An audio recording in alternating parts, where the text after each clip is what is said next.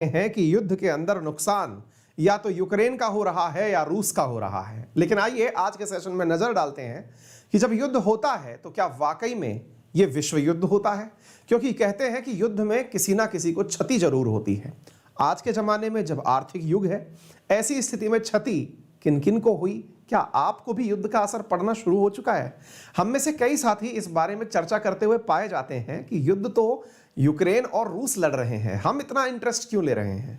कारण यह है कि जब आप घर से बाहर निकलते हैं और जानते हैं कि आपका पेट्रोल महंगा हो गया है, आपको पता चलता है कि आपके यहां पर जो डॉलर का भाव था वो बहुत ज्यादा चढ़ गया है। इस समय जिस समय मैं आपको ये वीडियो बना रहा हूं, 75 रुपया 30 पैसे का हो चुका है एक डॉलर, यानी कि वैल्यू ऑफ रुपीज डिवैल्यूएट कर रही है।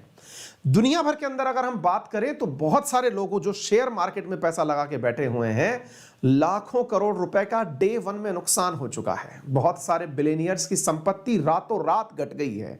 बहुत सारे लोगों को इतना नुकसान जिसकी कल्पना आप केवल यूक्रेन और रूस पर केंद्रित करके नहीं कर सकते। इसलिए जानना बहुत जरूरी है कि दुनिया में युद्ध, जहां पर आप लोगों को एक तरफ अशांति का अंत दिखाई देता है कि भाई इसके बाद फिर शांति आ जाएगी, विध्वंस आवश्यक होता है शांति के लिए, लेकिन ये याद रखिएगा कि आज जब पूरा वर्ल्ड ग्लोबलाइज हो चुका है, हम वैश्वीकरण के युग में जब जी रहे हैं, तो युद्ध किसी एक देश को नहीं अपितु पूरे विश्व को प्रभावित करता है। और इस विश्व के प्रभाव को आज के सेशन में हम आपके साथ डील कर रहे हैं। आपके आज के सेशन के अंदर ये महत्वपूर्ण तरीके से डील किया जा रहा है। आइए जरा देखते हैं और समझने का प्रयास करते हैं। मेरे प्यारे साथियों, ये न्यूज आपको जो दिखाई दे रही है, अगर हम सेंसेक्स की बात करें तो सेंसेक्स यानी कि बॉम्बे स्टॉक एक्सचेंज के अंदर एक ही दिन में, कल के दिन जो कि युद्ध का पहला दिन था, 13.6 लाख करोड़ रुपए डूब गए। इससे अंदाजा लगाइए आप, 13.6 लाख करोड़ रुपए एक ही दिन के अंदर बॉम्बे स्टॉक एक्सचेंज के अंदर डूब गए। आप इससे अंदाजा लगाइए कि दुनिया भर के अंदर तमाम इंडेक्स कहां कहां पर पहुंचे होंगे। आइए मैं कुछ आपको पैसे वालों के हाल बता देता हूं। रूस और यूक्रेन आपस में झगड़ रहे हैं, उसी बीच में भारत के उद्योगपति मुकेश अंबानी की संपत्ति 21,820 करोड़ रुपए कम हो गई। अब आप पूछेंगे, अच्छा हुआ पैसे वालों का थोड़ा पैसा कम हुआ। जनाब, ये पैसा आप ही की जेब से बना के रखा हुआ है इन्होंने, आपने ही इनकी किसी ना किसी कंपनी में इन्वेस्ट करके रखा है। आप कहेंगे कि सर मैं तो शेयर मार्केट में पैसा ही नहीं लगाता। अच्छा कोई बात नहीं, आप नहीं लगाते लेकिन सरकार तो लगाती है। तो क्या बात कर रहे हो, सरकार शेयर मार्केट में पैसा लगाती है? बिल्कुल, आपका जो बॉन्ड मार्केट है जिसमें सरकार आपसे पैसा उधार लेती है, वो खुद शेयर मार्केट में लगा देती है। आप जब पेंशन फंड में पैसा जमा कराते हैं, सरकार उसका एक हिस्सा शेयर मार्केट में लगा देती है।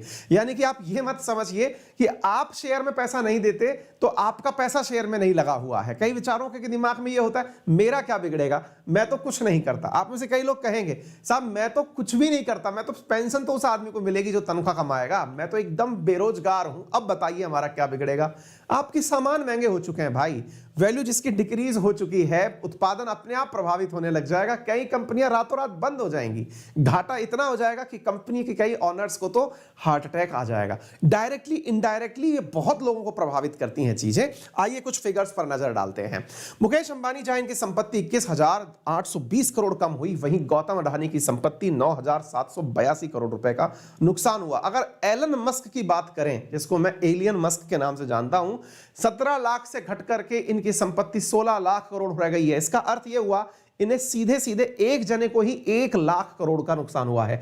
यानी कि 1 लाख करोड़, यहां 21,000 करोड़ का नुकसान हो रहा है, यहां 1 लाख करोड़ का नुकसान हो रहा है। वर्ल्ड के बहुत सारे प्रोजेक्ट को बहुत सारा नुकसान। ये लिस्ट है जिसमें एलन मस्क को 1 लाख करोड़ का नुकसान, Bernard Arnault, Jeff Bezos, Bill Gates, Warren Buffett, Larry Page. आप जरा इस नंबर को देखते चलें तो आपको दुनिया का हर वो पैसे वाला व्यक्ति दिखाई दे जाएगा जिन्हें कहीं ना कहीं 1,000 करोड़ से ऊपर का तो नुकसान हुआ ही है युद्ध के पहले दिन। और जो ये मानते हैं कि इन्हें नुकसान हुआ, हमारा क्या हुआ, तो जनाब वो ये जान ले कि आप डायरेक्टली इनडायरेक्टली इनसे जुड़े हुए हैं।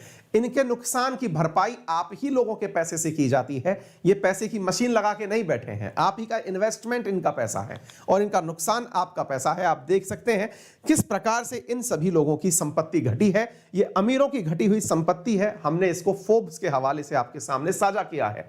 मुकेश अंबानी, गौतम अडानी, शिव नादार, ये भारत के तमाम पैसे वाले हैं जिन सब की संपत्ति लगभग 1000 करोड़ से तो ज्यादा ऊपर नीचे चली गई है। क्लियर है? इसी प्रकार से अगर हम कंपनियों की बात करें जिनको आप जानते हैं मार्केट कैप के हिसाब से, तो टीसीएस का जो मार्केट है वो कितना नीचे गिरा आप यहां पर उसे देख सकते हैं। ठीक इसी प्रकार से एचडीएफसी बैंक, इन्फोसिस, एचयूएल, इन सभी के घाटे कितने ज्यादा हुए आप इन्हें नोटिस कर सकते हैं। 3 से 4 दिन तक बाजार में अब गिरावट रह सकती है। विशेष रूप से निवेशकों से निवेदन है कि वो कृपया करके इस समय अपने निवेश को थोड़ी देर के लिए होल्ड पर रखें। कारण यह है कि पेट्रोल की कीमतें जो हैं, कच्चे तेल की कीमतें $105 प्रति बैरल हो गई हैं। ऐसी स्थिति 2014 में हुई थी। उसके बाद अब जाकर के कच्चे तेल की कीमतें इतनी ऊपर निकल गई हैं। युद्ध की जिस दिन आगाज हुआ उस समय $100 प्रति बैरल का भाव तेल का चल रहा था, अब $105 प्रति बैरल का भाव चल रहा है। कच्चे तेल की कीमतों को ही अगर ध्यान से देख लिया जाए तो इससे अपने देश के अंदर तेल की कीमतों के अंदर रिकॉर्ड वृद्धि होने वाली है। ये चुनाव टल जाए, बस ये समझ लीजिए कि ये निकल जाए, फिर आप अपने पेट्रोल डीजल की कीमतों को कहां पाएंगे आप उससे अंदाजा लगा सकते हैं। इसके अलावा जैसे ही ये चीज महंगी होंगी, आपकी आपूर्ति के, आपकी जरूरत के तमाम साधन महंगे हो जाएंगे। मेरे प्यारे साथियों, रूस का शेयर बाजार एक ही दिन में 45% गिर गया है। रूस जिस चीज को अपनी जिद के रूप में लेते हुए चल के यूक्रेन पर हमला कर रहा है, उतनी ही देर में जब अमेरिका ने, ब्रिटेन ने, तमाम यूरोपियन यूनियन के देशों ने रूस की तमाम बैंक के अकाउंट फ्रीज कर दिए हैं। मेरे प्यारे साथियों, रशिया की जितनी भी टॉप बैंक हैं जिन्होंने दुनिया भर में अपनी ब्रांचेस खोल रखी हैं, अमेरिका और उसके सहयोगियों ने उनके पैसों को अपने पास फ्रीज कर लिया है। यानी कि अब रशियंस अपना पैसा वहां से निकाल नहीं पाएंगे। ऐसी स्थिति अनप्रेडिक्टेबल स्थिति है और यह बिकवाली की स्थिति रशियंस को बहुत महंगी पड़ने वाली है। एक और चीज है साथियों, सोने की कीमत में 3% का इजाफा हुआ। आप पूछेंगे कि क्या इस समय सोने की कीमत बढ़ क्यों रही है? बढ़ इसलिए रही है, लोगों को यह लग रहा है कि अल्टीमेटली करेंसी तो ऊपर नीचे हो जाएगी, लेकिन कोई भी व्यक्ति किसी फिक्स असेट में अगर पैसा लगाएगा तो वो गोल्ड में लगाएगा।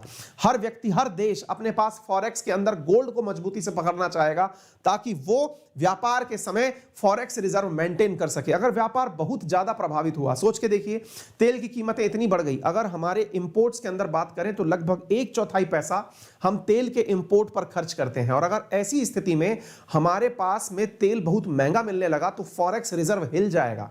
फॉरेक्स रिजर्व हिलने का मतलब है कि हमारे यहां पर अकाउंट डेफिसिट आ जाएगा, फिस्कल डेफिसिट क्लियर होगा, यानी कि हमारे इंपोर्ट्स महंगे हो जाएंगे। ऐसी स्थिति में आपके पास आपूर्ति महंगी हो जाएगी। सरकार जबरन आपके ऊपर कोई या तो टैक्स थोपेगी या वस्तुओं के मूल्य बढ़ते हुए देखेगी। केवल यही 2 चीजें हैं जो आपके पास दिखाई दे सकती हैं। साथियों, कह सकते हैं कि अब तक की चौथी सबसे बड़ी गिरावट भारतीय मार्केट में देखी गई है। 24 फरवरी 2022 को 4.72% की गिरावट आप यहां पर देख सकते हैं जो आपके सामने दिखाई दे रही है।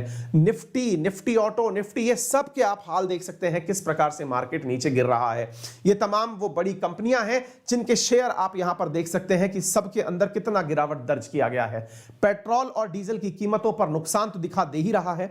अब एक और विषय यहां पर निकल के आ रहा है और वो ये है कि रशिया से लोग व्यापार बंद कर देंगे, ये तो समझ में आता है, लेकिन एक बात बताइए सर कि रशिया से भी तो कोई चीज ऐसी होगी ना जो दुनिया को मिलती होगी। बिल्कुल, पेट्रोल मिलता है, डीजल मिलता है, गैस मिलती है और एक बहुत महंगी धातु है जिसका नाम है पैलेडियम, ये मिलता है। आप पूछेंगे ये क्या काम आता है, हमने तो आज तक नहीं सुना।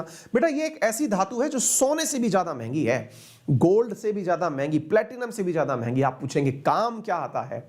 आपकी जो पेट्रोल गाड़ी होती है ना, उस पेट्रोल गाड़ी के अंदर कार्बन और नाइट्रोजन एग्जॉस्ट से होकर के बाहर निकलते हैं। जो आपका एग्जॉस्ट पंप होता है उसमें से जब पेट्रोल डीजल बाहर निकलते हैं तो वो कार्बन के जो पार्टिकल्स हैं उनको ये पैलेडियम रासायनिक अभिक्रिया करके परिवर्तित कर लेता है और परिवर्तित करके उन्हें किसी और रूप में बदल देता है, यानी कि गैस को वाटर वेपर में बदल करके कन्वर्ट कर देता है। ये चीज जो है ना वो आप लोगों को ध्यान रखनी होगी, ये इंपॉर्टेंट है जिसको आप लोगों को ध्यान रखना होगा, ठीक है ना। तो ये मानकर चलिए कि अगर हम आपके सामने भाव बताएं कि पैलेडियम कितना महंगा होता है तो आप इससे अंदाजा लगाइए कि एक 10 ग्राम का जो पैलेडियम है वो 72,184 रुपए का है। और ये काम में क्या आ रहा रहा है, पेट्रोल कार के अंदर जो एग्जॉस्ट लगाए जाते हैं वहां पर यह कैटालिटिक कन्वर्टर का कार्य करता है, यानी प्रदूषकों को यह बदल देता है, जहरीली गैसों को वाटर वेपर में बदलने का कार्य करता है। तो इस प्रकार से गाड़ियों के कलपुर्जे महंगे हो जाएंगे। पैलेडियम एक कन्वर्टर के रूप में कार्य लिया जाता है जो कि रशिया से ही निकल करके आता है। शेयर बाजार में विशेष रूप से नए निवेशकों से निवेदन है कि कृपया करके अपने इन्वेस्टमेंट को होल्ड करें, शॉर्ट टर्म के लिए बिल्कुल भी खरीदारी ना करें। लेकिन हां, अगर आपका विचार यह है कि मैं भविष्य के लिए इन्वेस्टमेंट करना चाहता हूं तो this is the right time. कहते हैं मार्केट में जब एकदम नीचे गिर जाए और आपके पास पैसा हो, दबा के शेयर खरीद लो, क्योंकि वो तुरंत रिटर्न्स, क्योंकि मार्केट तो उठना ही है, परिस्थितियां तो सामान्य होनी ही हैं और उस समय पर रिटर्न्स आने दमादम शुरू हो जाते हैं। तो ऐसी स्थिति के अंदर ग्लोबल मार्केट पर इस समय जबरदस्त जो दबाव बन रहा है, इवन अमेरिका का जो नॉस्कैड है वो 20% टूट चुका है, यानी कि दुनिया भर पर प्रतिबंध लगाने वाला अमेरिका अपने शेयर मार्केट को नहीं संभाल पा रहा है, उसके ही बाजार के अंदर गिरावट देखी जा रही है। यानी कि एक प्रकार से यह समझिए